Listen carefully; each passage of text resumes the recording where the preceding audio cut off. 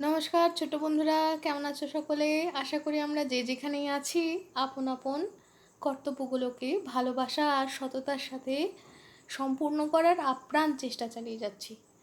আর আমরা আমাদের এই যে সাধনা, এই সাধনায় মা বাবার আশীর্বাদে, গুরুদেবের কৃপায় আর পরমেশ্বরের ইচ্ছা অনুসারে সফল হব, তাই তো? তাহলে এসো শুরু করি। আজকে সুকুমার রায়ের যে আসর, রোজ প্রত্যেক সোমবার যে আমরা বসাই আসর, তাতে আজকে একটা ছোট্ট ছড়া পড়ে ফেলি। হাত গণনা, লেখককে সুকুমার রায়। ওপাড়ার নন্দ গোসাই, আমাদের নন্দ খুঁড়ো, স্বভাবেতে সরল সোজা, অমায়িক শান্ত বুড়ো। ছিল না তার অসুখ বিসুখ, ছিল যে সে মনের সুখে, দেখা যেত সদাই তারে হুঁকো হাতে হাস্য মুখে। হঠাৎ কি তার খেয়াল হলো, চলল সে তার হাত দেখাতে, ফিরে এলো শুকনো সরু, ঠকাঠক কাঁপছে দাঁতে। শুধালে সে কয় না কথা, আকাশেতে রয় সে চেয়ে, মাঝে মাঝে শিউরে ওঠে, পরে জলচক্ষু বেয়ে। শুনে লোক দৌড়ে এলো, ছুটে এলেন বদ্যি মশাই, সবাই বলে কাঁদছ কেন, কি হয়েছে নন্দ গোসাই? খুড়ো বলে, বলবো কি আর, হাতে আমার স্পষ্ট লেখা, আমার ঘরে আছেন শনি, ফাঁড়ায় ভরা আয়ুর রেখা। এতদিন যায়নি জানা, ফিরছি কত গ্রহের ফেরে, হঠাৎ আমার প্রাণটা গেলে তখন আমায় রাখবে কেড়ে?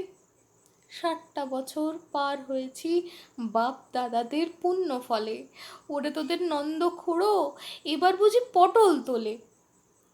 কবে যে কি ঘটবে বিপদ, কিছু হয় যায় না বলা, এই বলে সে উঠল কেঁদে, ছেড়ে ভীষণ উচ্চ গলা।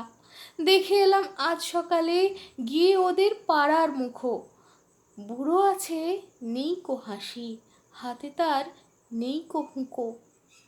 তো ছোট বন্ধুরা, আজকের মতো ছড়া তো এখানেই শেষ হলো।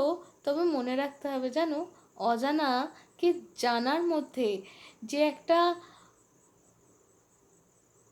একটা বেশ অ্যাডভেঞ্চার আছে না, একটা যে অভিযানের গন্ধ থাকে, সেই যে স্বাদ, সেটাই হলো জীবনের স্বাদ।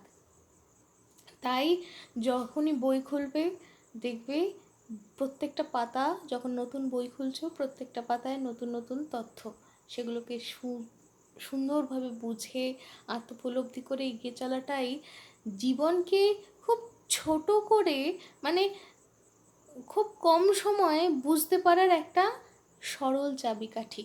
তাই জানতে হবে, একটু একটু করে এগিয়ে যেতে হবে।